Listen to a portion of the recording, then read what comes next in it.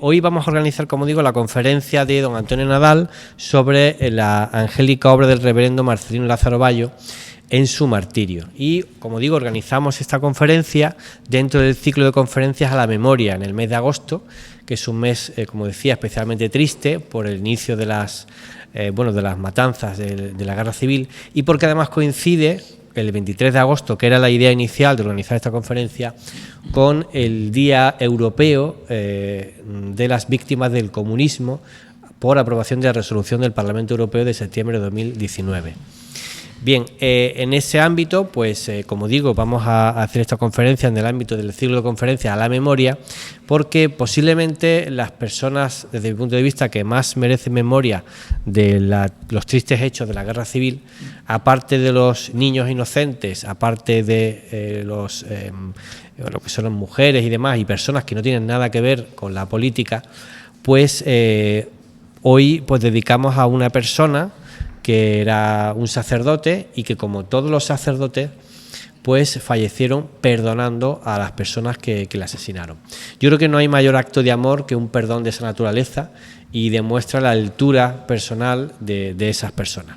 Y por tanto esta conferencia va especialmente dirigida a ese valor fundamental que es el perdón, y ese valor fundamental de la propia identidad católica de España, que nos caracteriza y que corrió un serio peligro pues en aquellas fechas de la Segunda República y la Guerra Civil. Bueno, don Antonio Nadal no necesita mucha presentación. Él es catedrático de Historia Contemporánea en la Universidad de Málaga. Tiene una bibliografía extensísima en materia, sobre todo del siglo XX. Fundamentalmente su obra más importante es La Guerra Civil en Málaga. Digamos que hoy en día no hay ninguna persona, ningún autor que tenga un conocimiento, un estudio, una bibliografía tan amplia de la Guerra Civil en Málaga como la tiene don Antonio Nadal. De hecho, entre sus trabajos pues está de alguna forma La Desbandada, ese trabajo sobre la desbandada. Y bueno, es la persona que más sabe sobre esos hechos, que bueno, de alguna forma lo que se está diciendo en las resoluciones administrativas, pues distan mucho de la realidad, y yo creo que eso pues quizás lo podría comentar. Yo también, como le he pedido, es, aparte de hablar de este libro, aprovechar su enorme experiencia y conocimiento en materia de la guerra civil, y que nos hiciera una breve introducción de lo que fue los orígenes de la guerra civil en Málaga, y sobre todo lo que él ha estudiado y el gran mérito de su trabajo, y es que él analiza las víctimas de ambos bandos, analiza las víctimas del bando nacional y las víctimas de alguna forma del bando del Frente Popular. Es decir, hubo primero en Málaga concretamente pues unos 2.200 muertos, según su libro, de víctimas del Frente Popular, y luego hubo unos 3.500, 4.000 víctimas del Frente Nacional o del bando nacional. Bueno, y un poco a raíz de ahí que nos hable también de la persecución religiosa, que fue una parte fundamental de la guerra civil, y bueno, ya que entre concretamente en la obra, el trabajo que he presentado hoy, que es este libro de don Marcelino Lázaro Bayo en su martirio. Bueno, pues yo sin más le voy a dar la palabra a don Antonio Nadal, agradecerle una vez más tenerlo por aquí, que es un lujo en Marbella, y espero, todavía nos quedan unos cuantos libros más por presentar, así que empezamos con este. Muchas gracias, querido Alejandro. Debo felicitarte porque tu actividad te ennoblece. Siempre he dicho que alguien como tú, como Nanda y como yo, podemos dar el tostonazo durante muchos años y mantener en perfecto y permanente estado de ansiedad a todos aquellos que sobreviven en el pozo sin fondo del abismo, de los odios, de los rencores, y que no saben ser felices. Lo más triste del sectarismo es que carecen de capacidad para disfrutar la vida y tener capacidad para entender que por encima incluso que el odio es un elemento que te empobrece, del que eres prisionero. Pues bien, con mucho gusto, como es natural, estamos aquí presentes de nuevo en Marbella en este lugar de carácter progresista y transversal. Parece que estamos en workshop, pero empezaremos después con las cervezas y quien quiera, con la parte más dura de lo que fue aquel magnífico acto considerado histórico, pero donde estaba toda la degeneración de Occidente reunida. Y vamos a tocar uno de los grandes temas de la historiografía española, que es el tema de la Iglesia, el Estado, o si se quiere la formación nacional del Estado español y el elemento que constituye, o uno de los elementos que constituyen la base esencial de la historia de España. La formación histórica de España forma parte de la estructura misma de la nación, de forma que la gran modificación que opera en España es el Concilio de Trento y haberse mantenido, digamos, como elemento esencial frente a la Reforma, a través de la Contrarreforma, y ganarse con ello la leyenda negra, la hostilidad de los alemanes, de los ingleses, de todos los países que utilizaron la lucha contra el cristianismo y contra el Papa en la lucha contra España. La Iglesia Católica tuvo un permanente desarrollo hasta el siglo XVIII. Los grandes hispanistas, los más sólidos, incluido, aunque no lo apuntan directamente a Maeztu o a don Marcelino Menéndez Pelayo, culpan a los Borbones con su laicismo francés de haber sido los grandes enemigos de la Iglesia Católica. Y los hispanistas mantienen, desde especialmente mexicanos y colombianos, que España dejó de ser católica cuando, como se dice ella, ingresaron o egresaron los Borbones, que llegaron incluso a prohibir y a expulsar a la Compañía de Jesús. Claro, eso en la América hispana, la Compañía de Jesús, que ha sido la entidad más admirada, hasta Marx y Bakunin le hubieran gustado pertenecer a la Compañía de Jesús, hasta el actual Papa, que ya la Compañía de Jesús ha dejado de ser el centro inspirador de las grandes culturas a un elemento distorsionado e inexistente.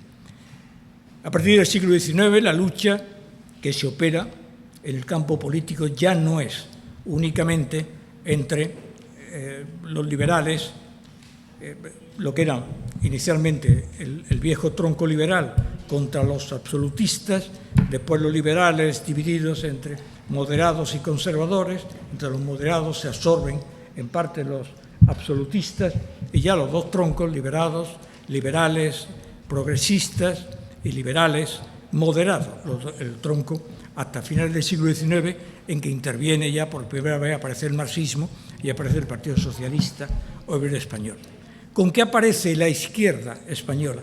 La izquierda española tiene una sola y clarísima deriva intelectual, que es su anticatolicismo. O sea, no hay en ningún país europeo ni siquiera en la primera o la segunda internacional, no hay una hostilidad tanto a la unidad nacional como al tema religioso como la izquierda española. En consecuencia, el anticatolicismo se convierte en la entidad política primera de la izquierda. Es decir, hay incluso algunas imágenes de incomprensión, incluso de Trotsky, cuando viene a España y pasa en Madrid y ve todas las iglesias ardiendo, y decía, pero no le metéis fuego a los bancos, el banco es el capitalismo. Y decía, no, es la iglesia. Bueno, si vosotros lo decís, pero así fue. La Segunda República es el momento en que definitivamente la izquierda decide, como decide ahora a través de los decretos, leyes y a través de la violencia, acabar con la Iglesia. En mayo de 1931 aparece un elemento esencial que determina con toda exactitud qué es la guerra civil o cómo va a ser la guerra civil cuando de un día para otro se aniquilan prácticamente casi todas las iglesias y conventos en mayo de 1931. En 1931, en mayo de 1931, hay una ruptura íntima en el alma nacional en el que se viene a proclamar que la violencia es el elemento a usar. Sin la violencia no se puede conseguir prácticamente los métodos a los que se aspiraba. La Iglesia, en consecuencia, son ilegalizadas, teóricamente pasan las órdenes, pasan a un segundo plano, se van convirtiendo prácticamente en clandestinos, dan clases en pisos, son vigiladas tanto el clero regular como el clero secular, y definitivamente en febrero de 1936, con las elecciones del Frente Popular, es cuando se desata toda la furia infernal contra la Iglesia. En primer lugar, contra la Iglesia. Ya lo he citado muchas veces, pero es verdad que Pierre Vilar, un reconocido historiador marxista, dice en tono irónico, dice, en 1936 en Málaga no se quemó ninguna iglesia. Dice, se habían quemado todas en 1931. Y era verdad. No lo decía en tono irónico.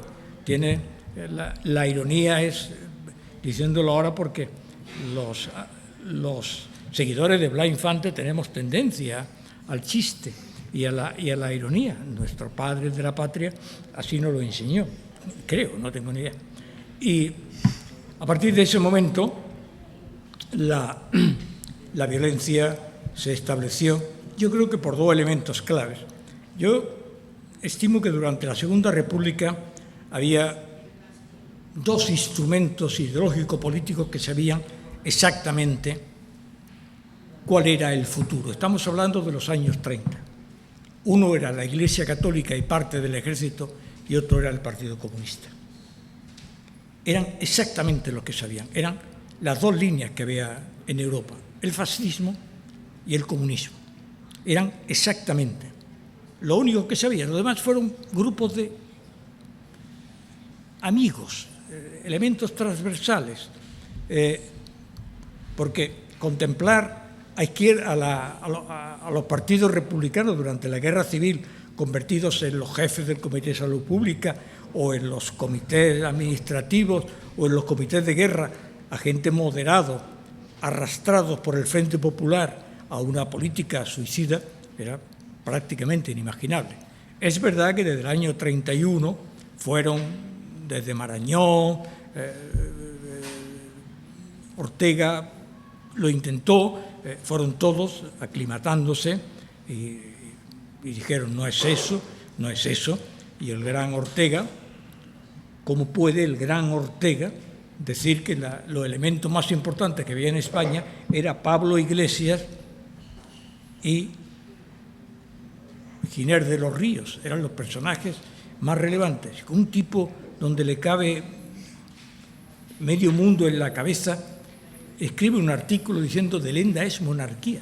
O sea, ¿cómo puede un historiador manifestar que la monarquía, que tiene una tradición de siglos unido al catolicismo, ha desaparecido en media hora? ¿Dónde? Ese es el terrible drama de los filósofos que no viven a ras de tierra. Pues no es eso, no era eso, era eso, siempre fue así. Eso se lo pudo ver en la República y lo pudo ver anteriormente.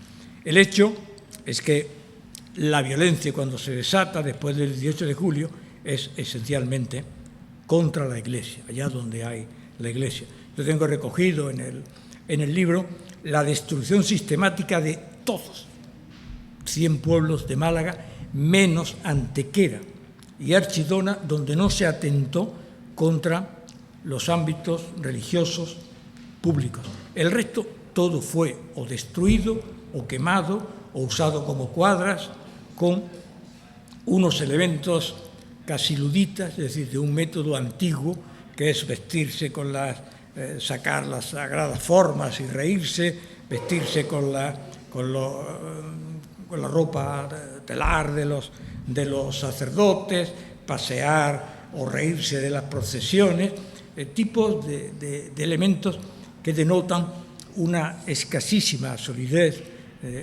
una muy escasa formación de lo que era la propaganda anticatólica en España. La muerte, la eliminación de los religiosos en Málaga es espantosa, es superior a Bobastro, aunque aparezca Bobastro siempre la superior, pero casi llega al 70% del clero, porque había que sumar las casualidades del destino. Y es que había mucha gente en el seminario haciendo unos ejercicios espirituales y les pilló también el elemento ahí. Después, efectivamente, desde el día 24 empezaron a sacarlos, fueron sacando unos a unos. Yo he visto todos los documentos del arzobispo, el arzobispo Ulloa, el presidente, el rector del seminario. He visto todos los documentos y finalmente accedí hace 30 años y con la oposición de la Iglesia Católica, porque no hay forma humana de que me dieran, finalmente opté por publicarlo con la ayuda de la Iglesia Ortodoxa en Rumanía. Todo esto es grandioso porque es que te obligan a ser joven, porque haces una cantidad de cosas insólitas, presentar un libro en Rumanía porque aquí no te lo publica nadie, pero pagándolo yo. Lo que pasa es que lo pagaron como la Iglesia Ortodoxa en Rumanía, al igual que en Rusia, sufrieron circunstancias paralelas a las que sufrió España y a las que está sufriendo en este momento España con la religión, pues pude editarlo y lo envié con unas cajas. Desconozco si era ilegal o no, a lo mejor había que pagar yo no sé cómo. La ventaja de estos países es que como tú vienes en autobús, no sé si pueden meter ahí, pueden meter hasta 2 o 3 personas que nadie se entera. Entonces lo envié, hice unos cuantos libros, ese es el único que tengo, con lo cual nadie está obligado a comprarlo porque no se puede comprar. Está editado Editura Museo Nacional Blumenthal y es un libro especialmente interesante porque me encontré con casi 300 documentos notariales que acreditaban mediante notario la existencia de un milagro. Y luego las partes que constituyen para la doctrina oficial de la Iglesia la característica que puede tener uno para ser objeto para pasar el corte de lo que sería el reconocimiento como beato por parte del Vaticano, como se está haciendo, como se hizo con el padre Tiburcio Millán, como se está haciendo con el doctor Galvez Ginachero. Yo no he podido conectar con la Iglesia porque la Iglesia no es tan interesada. Esto no acabó bien, este procedimiento no acabó bien, y es un personaje muy importante porque fue el fundador de la Acción Nacional de Propagandistas en Cádiz. Incluso el día 15 de octubre me han invitado a dar una conferencia a Cádiz por parte del obispado. Supongo que después cerrarán el obispado. Pero es que es el fundador de la Asociación Nacional de Propagandistas de Cádiz, era muy amigo de José María Pemán, lo cual va en contra de la memoria democrática. Y si vuelvo de Cádiz, seré feliz o seré detenido y llevado, como en las letras de las canciones, a los penales de Ceuta o de Melilla, o a la isla Perejil. Entonces, allí pasaré el resto de mi vida entonando canciones como El prisionero. Y teniendo yo más vida, tengo menos libertad. Y a los pajarillos y a todas esas cosas lo haré.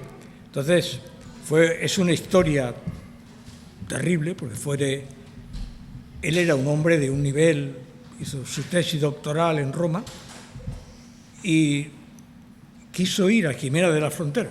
Ahí es una de las partes de los mecanismos muy complejos del proceso de beatificación, aunque fue avisado tanto por sus sueños como por otras personas de que allí iba a ser muerto, y efectivamente así fue. Después los detuvieron a todos, los llevaron andando y lo montaron en un tren y en Arriate, en una imagen tétrica, bajo la luz de una máquina que funcionaba muy mal. A todos los mártires de Jimena los fusilaron, los dejaron echaron unas pequeñas tierras por encima, y prácticamente un año después lo sacaron y todavía fueron identificados porque apenas llevaban un año enterrados.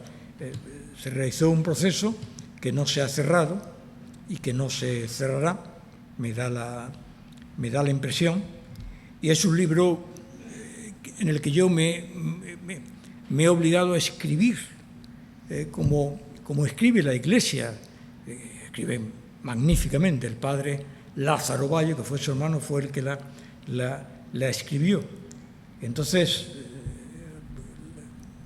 la tradición, la Iglesia Católica, hace unos días se ha celebrado, bueno, no se ha celebrado nada porque en España la Iglesia Católica se dedica al género y a los movimientos LGTBI, pero ha pasado desapercibido la figura de San Agustín. San Agustín y Santo Tomás son personajes de una capacidad intelectual extraordinaria. Pero quitando quien se llame Agustín, el resto, o Agustina. Agustín es más complicado porque en Granada, como había un nombre horrible, había algunas Agustinas y Angustia, Angustica, que era algo horrible, llamarse Angustia. Y entonces ha pasado desapercibido. Que pase desapercibido San Agustín es insólito, es un poeta de una magnitud extraordinaria, es de las grandes personalidades de la historia de la filosofía, pero como pertenece un poco al ala de San Pablo, quizá pueda entenderse como no muy tomista, no lo sé, porque yo no sé si la Iglesia en este momento discute de ese tipo de cosas, o de ir a las escuelas, o a dar religión hablando del género y de la necesidad que tienen los niños de amarse entre ellos, lo desconozco. Nunca se había producido un elemento en el que la Iglesia Católica, que era el sostén, como hostilidad o como referencia, ella misma se haya autodestruido y se sigue autodestruyendo dentro de 50 o 60 años. No habrá desamortización. Ellos mismos venderán los locales y habrá cosas para niños, refugios de ONGs, residencias para inmigrantes, en todas las zonas religiosas del mundo. No se perderá la religión, pero sí de aquel pequeño símbolo de un matrimonio, de un hombre más mayor, de una chica más joven con una burra y una vaca, a la grandiosidad de Roma. Se habrá perdido 20 siglos de historia, pero bueno, eso no lo podremos evitar. Pues bien, 15 minutos quedan. No, ya podemos hablar y ya está. No, sí, yo he dado unos saltos históricos como si llevara zancajos de esos de la época como los payasos progresistas, porque ahora todo el mundo se sube en lo alto y van dando así, pero podemos hablar. Como has dicho que a media hora he saltado brutalmente. Bueno, quedan 15 minutos que podemos seguir. Bueno, si no pregunto yo, voy a preguntar y bueno, creo que está siendo muy interesante lo que nos ha contado de este libro.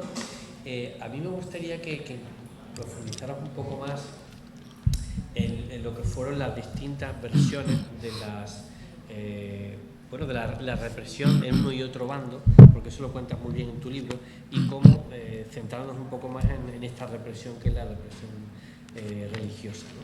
Es decir, cómo empieza en Málaga y cómo llega hasta este extremo, ¿no?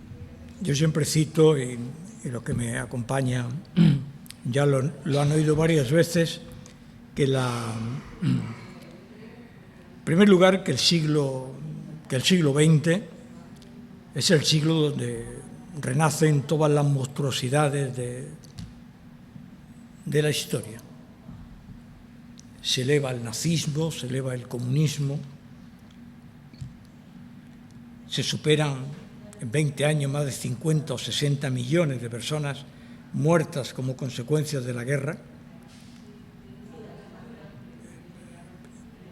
La nación más culta de la historia del mundo, que es Alemania, genera un movimiento terrible. Rusia es una gran dictadura, pero es un pueblo mísero, pobre, donde nunca ha habido un sistema tradicional democrático,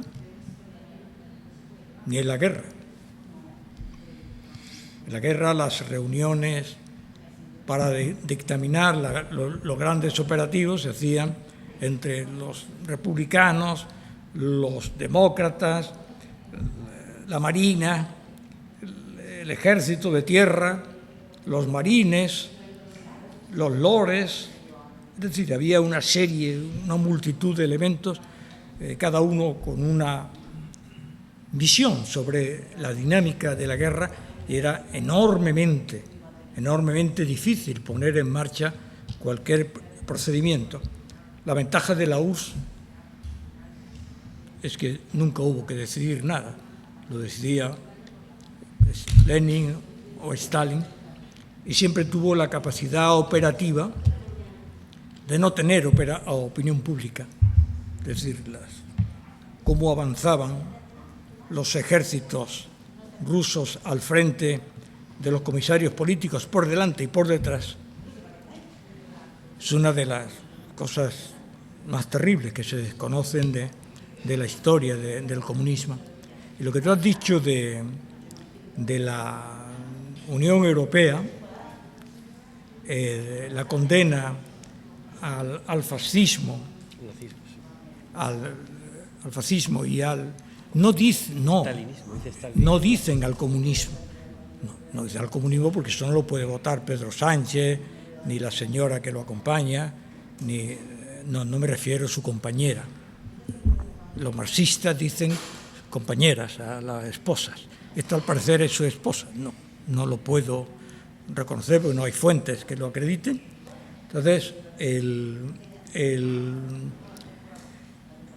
no lo podía haber ni el Partido Comunista Italiano, no, es el fascismo y el estalinismo, no el comunismo. El comunismo no. ¿Cómo va a condenar el Partido Demócrata americano el comunismo?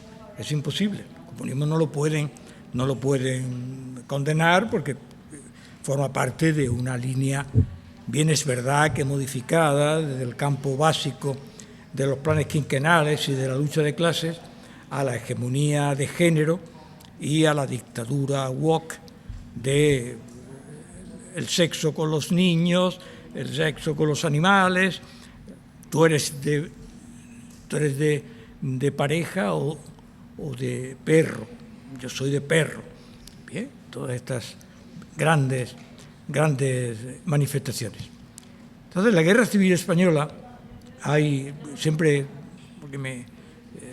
lo he visto, pero este lo resumió bien, que decía, yo, un periodista, he viajado por muchas guerras. He estado en la guerra del Chaco, he estado en la guerra de Abisinia, he estado en las guerras en China y en Oriente. Dice, y la peor es la guerra española, porque en España no se matan, se asesinan. Es decir,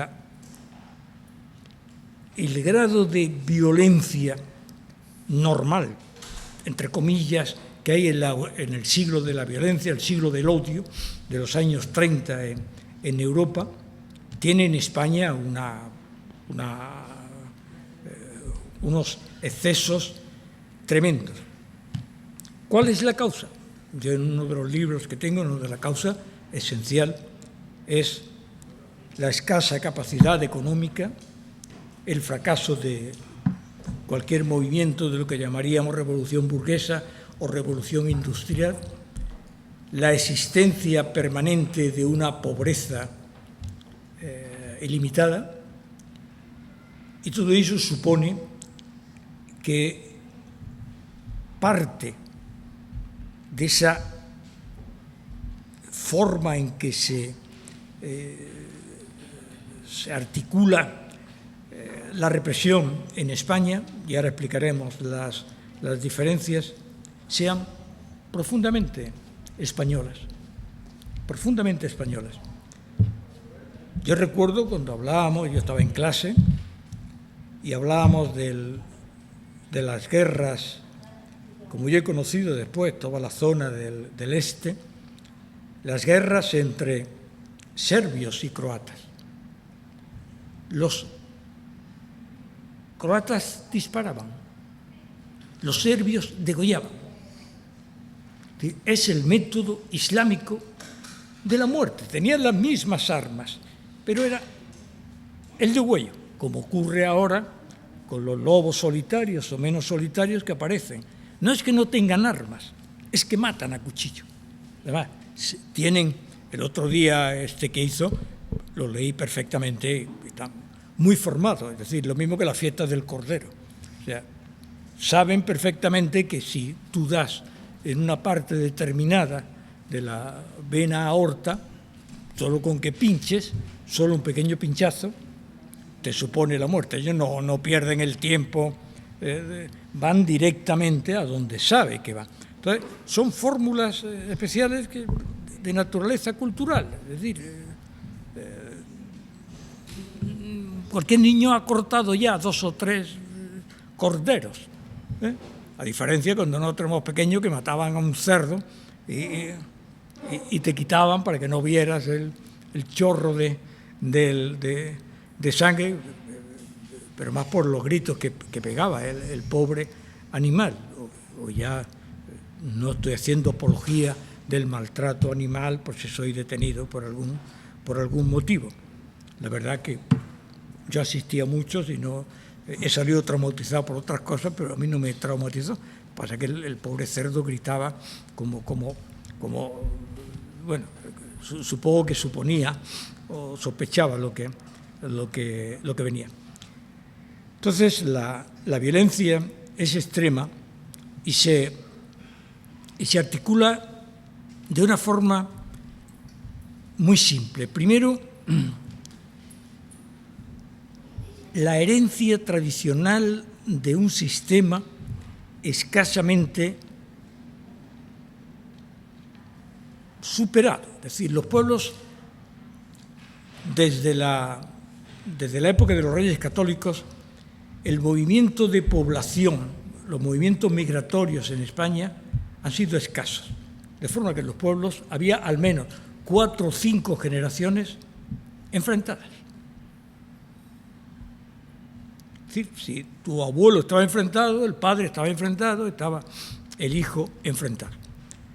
Todo eso y hasta ahí es normal, hasta la penetración de las ideas, especialmente de las ideas republicanas, que eran, al igual que las socialistas, profundamente anticlericales, y el odio contra los que pasaban las vírgenes, los santurrones, los que iban a misa, los que ayudaban a misa. Uno de los elementos esenciales del libro, y que es verdaderamente significativo de los procedimientos sociales del 36, es que cuando el padre Lázaro Bayo llega a Jimena de la Frontera, se encuentra con un panorama que era muy normal en el sur de Andalucía, y que en la visita a Atlímina, que son en las que los obispos cuentan exactamente cómo está la realidad. Es decir, en Marbella comulgan 4, en Iznán comulga 1. Es decir, cuando le dan las informaciones, porque cuando nosotros de pequeño comulgábamos, lo contaban. Porque eso yo he sido monaguillo muchas veces, he ido con la patena, así que, en fin, con todas las actividades propias. Hoy reconocer eso es terrible. Y entonces él observa cómo la ausencia del mecanismo social de la religión determina que los niños no están bautizados, que las parejas no están casadas. Cuando se dice casadas en el campo de la religión, es que no están casadas ni en el plano legal, ni en el plano jurídico. Es decir, no hay, o sea, cómo entierran prácticamente echando a las personas como animales en el... O sea, no existe el rito que ya aparece en el Paleolítico, de establecer al menos un sistema de protección, de admiración, de adoración a los muertos. Entonces, él ve como no hay, ni se bautizan, ni hacen primeras comuniones, ni se establece una jerarquía de sistemas, que yo lo pude ver en la mili, cuando hice la mili. Yo en el campamento en Cerro Muriano y después en la mili, en el Cerro Muriano tuve que preparar a 30 o 40 para hacer la primera comunión en la mili, porque al hacer la primera, menos mal que me dieron un permiso para ir a examinarme, porque si no hubiera tenido que ir a comulgar de frentear, y yo siempre he sido muy respetuoso, y claro, yo no iba a comulgar sin confesar, y yo vivía entonces una etapa de reflexión, que se dice ahora, sobre los principios pero tuve que preparar porque había un montón de gente y claro, toda esta gente no estaba casada, sus hijos no estaban reconocidos, no estaban, digamos, su situación legalizada por esa peculiar relación entre la Iglesia Católica, los juzgados de lo civil. Incluso me enteré que yo me llamaba Antonio Pedro Mariano. Fui a buscar mi nacimiento y me habían puesto, como en aquella época, uno ya es de edad provecta, te ponían tu nombre por tu padre, el nombre del padrino y el nombre del día en que nacías. Y yo me llamaba Antonio Pedro Mariano. Me sentí muy feliz porque llamarse Antonio Pedro Mariano tenía que haberme hecho una tarjeta y hubiera triunfado. No sé con quién, pero Antonio Pedro Mariano Nadal, eso tiene un nivelón. Pasamos a las preguntas. Pues bien, la represión republicana es una represión brutal. Me refiero con pedrada en la cabeza, digo los métodos, y no lo digo por su extrema violencia, lo digo por el método antiguo, básico, pegar con las cabezas, pegar con los palos. Son asesinatos, digamos, lo que hoy sería un asesinato. La represión nacionalista es a través normalmente de los tribunales militares y son fusilados. En el ámbito republicano se emplea igualmente el fusilamiento, pero el fusilamiento es atípico porque son comités y grupos formados por un civil que va con para entender el carácter operativo de un fusilamiento. Uno que va con una escopeta 2 cañones, uno va con un Mauser. Ahora estoy estudiando las armas del 18 de julio en Málaga a los republicanos, porque claro, si tú vas a fusilar a uno con una escopeta de 2 cañones, te puedes encontrar con que el hombre no muera. No es lo mismo que un Mauser, no es lo mismo que una Browning. Es decir, tienes que ir viendo y luego, claro, tienes que saber apuntar. Por eso yo una vez conocí a uno, me dice, ha salido en 10 minutos. Digo, Dios mío, no tengo ninguna novia famosa ni no famosa. Pero quiero decir, dice, sí, hablan de ti en 10 minutos. Digo, ¿será otro? Dice, no, tú eres fulanito de tal. Digo, sí, y hablo de tu libro. Y era un señor al que le habían hecho una entrevista en el que él era de Málaga lo habían fusilado y como no sabían fusilar, había caído en un montón de gente y se había ido, se había quitado pero habían fusilado los nacionales en este caso, y se había escapado. Se había ido a Barcelona y en Barcelona había vivido con nombre falso. Y hubo que demostrar, y claro, él decía que yo aparecía muerto en las listas que yo había publicado. Y entonces hubo que estar varios meses demostrando que no estaba muerto para cobrar la pensión y no se lo aceptaron. Porque daban por bueno. Estaba muerto, claro. No, estaba en el registro civil. Estaba muerto. Entonces, ¿quién es? Le dijeron, ¿usted quién es? Y yo soy ese. Dice, ¿tiene usted huella? ¿Tiene algún elemento justificativo? Por esto es todo este mundo tan extraordinario. Pasamos a la sí, por favor. Bueno, insultos de todo. Creo que podemos aprovechar, ¿no? el tener una persona como don Antonio Nadal que sabe tanto de, bueno, pues que he vivido. De la guerra civil en Málaga. Bueno, pues no sé si queréis plantear, me gustaría que hubiera alguna pregunta, algún planteamiento. No sé si Nanda quiere preguntar algo, comentar algo. Sí. La historia de Lázaro Bayo, Sí. que nos ha centrado mucho, que el único que se salvó fue el conductor del tren. Sí. Tenía que volver, claro. Entonces sacaron a todos, a los trailers, a los 12, si no recuerdo mal. Este hombre que se escondió y claro, no. El procedimiento es que el padre Lázaro, su hermano, entrevista a todos los que iban en el tren. Entonces este hombre lo que hizo, cuando le dijeron que parara, paró y se escondió. Se nota perfectamente cuando se hace una entrevista el que se está escaqueando. Yo no vi nada. El yo no vi nada es universal. Y entonces el hombre se escondió y después lo entrevistaron, y entrevista a todos los que participaron de una forma u otra. Es una obra, una cantidad de entrevistas enormes, y este hombre vivió, después lo buscó, lo encontró, y me gustaría haber hecho algún acto, porque están aquí todos los mártires de Gonzalo Vallecido, Juan de Dios Vallecillo, que era el hijo, también Carrasco, Luis González, Juan Río, Emilio Carballo, Agustín Ginás, todos nombres muy conocidos en Jimena de la Frontera y en Arriate. Pero como gobierna la izquierda, no me atrevo a tener Hombre, a mí que gobierne la izquierda,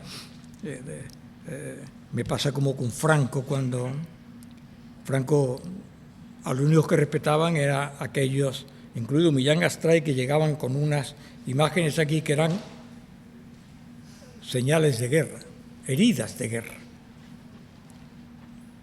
Bueno, a que a mí la izquierda me diga algo sobre, me trae sin cuidado. Pero claro, lo que no puedo ir es a presentar un libro donde se presenten grupos de energúmenos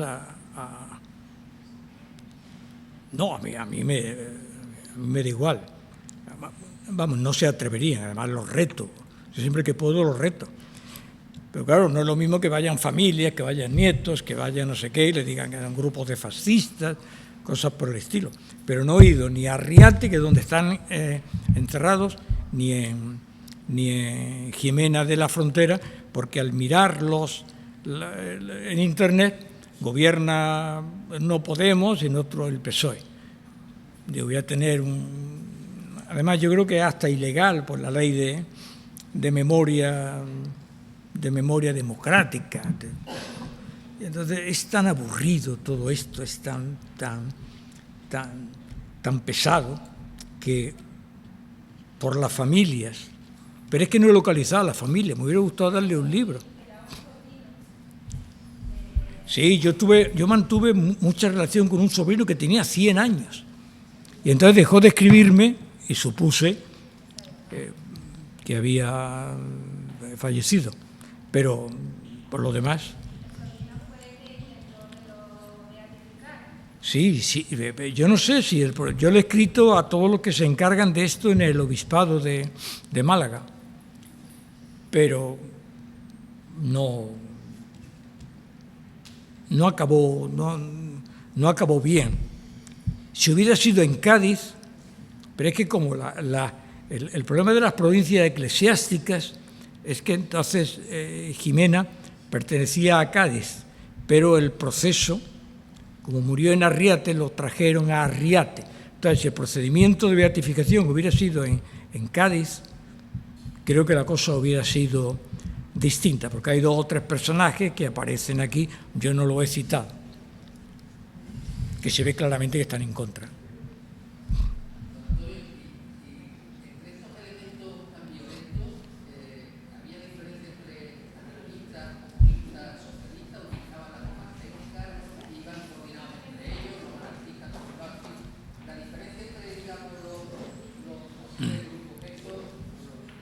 Vamos a ver, en las guerras civiles hay asesinos en cualquier sitio. Además, resulta inimaginable, que son como las investigaciones policiales. Que a mí me ha gustado siempre tanto el estudio del crimen y la criminología, las técnicas lombrosianas, las definiciones antropológicas, me ha gustado siempre. Pero ahora ya en cualquier programa de televisión ves a una chica dulce y tierna que ha degollado a 2 o 3 y encima se pone a llorar. Claro, eso no cuela. Es decir, hay criminales. O sea, hay criminales que aprovechan cualquier oportunidad para matar. Y sorprendería a cualquiera, o a lo mejor nos sorprendería a nosotros mismos. O sea, hay gente que dice, yo no quiero tener una pistola porque como le apunte a alguien, me va a quitar la pistola y me va a matar a mí, porque yo soy incapaz de dispararle. Hay muchos criminales. Pero el matiz es el siguiente. En Málaga, a partir del 18 de julio, lo primero que hacen, el perfil del criminal, para entendernos, es el lumpen proletariado, digámoslo, para entendernos y que sea sin ninguna referencia a la palmilla. Triste mi teléfono, sospechaba que nadie me llama. Será de esas llamadas que te llaman para engañarte y creí que lo tenía apagado. Entonces, se lanzan directamente a por las propiedades. Se van a los barrios de los ricos y empiezan a matar ricos. Ese placer de matar ricos y de quedarse dentro de las casas.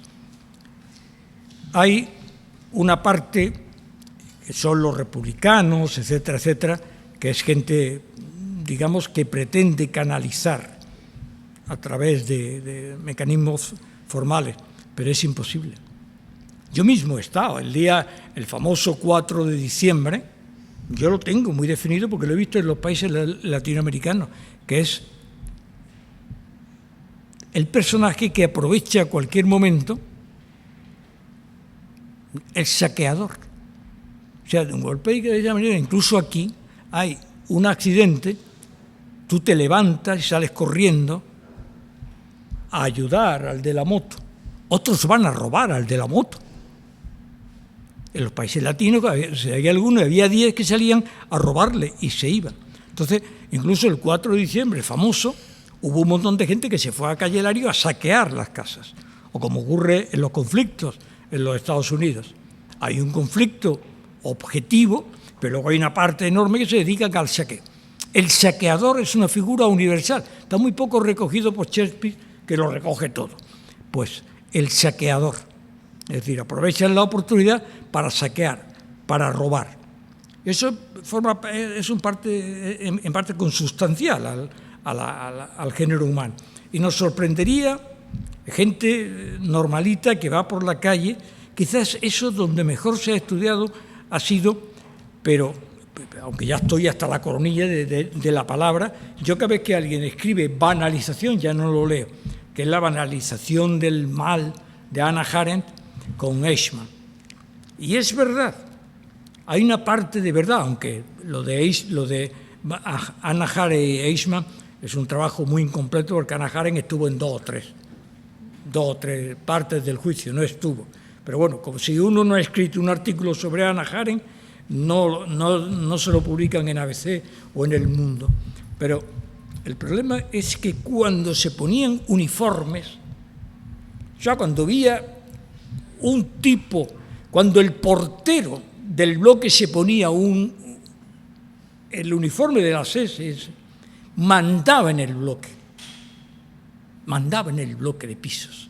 O sea, en el momento en que se uniformaban, en el momento en que uno llevaba una pistola o un símbolo, hay que tener en cuenta que en la República, yo me río mucho cuando dicen el general Lister, el general Modesto, claro, lo hicieron general como si a mí me hubieran hecho, sí, cualquier cosa.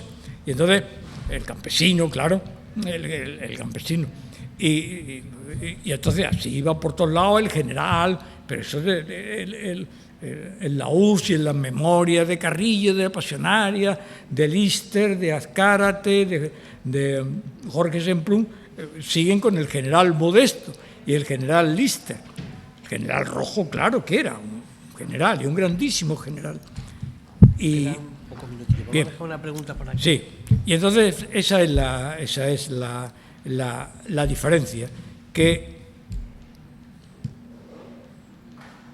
todos los que hemos hecho la milis y todos los que hemos vivido en un mundo había dos cosas que distinguían. Me acuerdo cuando había que salir corriendo, yo era muy cobarde, pero por eso cuando había que salir el primero a tirar una granada de mano, yo salía el primero, era el más cobarde de todos, pero sabía que tenía que salir, salía el primero. Entonces eso, como en las películas, cuando hay 20 y salen, y los que hice primero, ¡pum!, caen. Los segundos ya no. Y luego la generosidad. Es posible que usted encuentre a un alemán, ¿lo matas o no lo matas? Yo no lo mato. Porque se llama Virgen, es de Hamburgo y tiene una hija. Y allí nos hemos encontrado los dos y, como tú comprenderás, le quito el arma y digo, salga usted corriendo. Yo no lo mataría. Hombre, si fuera un general de las SS, procuraría detenerlo, ¿no? Entonces, vamos a dejar la pregunta. Para comentar brevemente en cuanto a los fusilamientos, la falta de puntería o la falta de conocer el arma con lo cual se estaba disparando. Sí. El grupo donde estaba Rafael Sánchez Maza, que fue cofundador Sí. de la FARC, que se salvó también por Sí, eso, por porque él. alguien no disparó, se tiró al suelo, era de noche, tal, y se escapó. Luego ya hay un libro muy famoso que Soldado de Salamina, Sí. está muy bien escrito, está muy bien Sí, detallado. lo conozco. La película es un desastre. lo conozco. Yo no he leído La ni el película libro mejor no verla, pero vamos, ni la película. Entonces se salvó por ese motivo, Sí. porque era de noche, allí estaba lloviendo, dispararon, y él se tiró los 14 o 15, pues, se tiró al suelo y se salvó. Es que nadie le presta atención a las partes técnicas, a la parte técnica, que tienes que saber. Yo he hecho la mili, pero nosotros disparábamos. Yo la policía militar. Bueno, pero la policía militar se llevaban. Yo no disparé jamás con una pistola. Nosotros no disparábamos jamás, íbamos a la de esta con el CEDME. Pero claro, pero el CEDME nos poníamos allí, como tampoco se veía si acertabas o no, y se acabó. Pero claro, es que hay que saber disparar.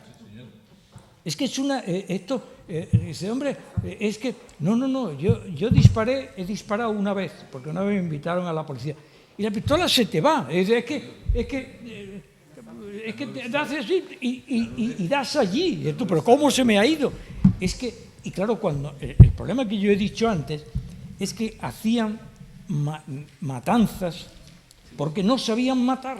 Es decir, si le pegas a un tío con una escopeta en la barriga, lo dejas muerto, pero no se muere, o sea, tarda en morirse. Y es reglamentario el tiro de gracia, es reglamentario, no, pero por humanidad, o sea, es reglamentario. Claro, se tiraban, plum, y se iban y dejaban allí a un montón de gente sin...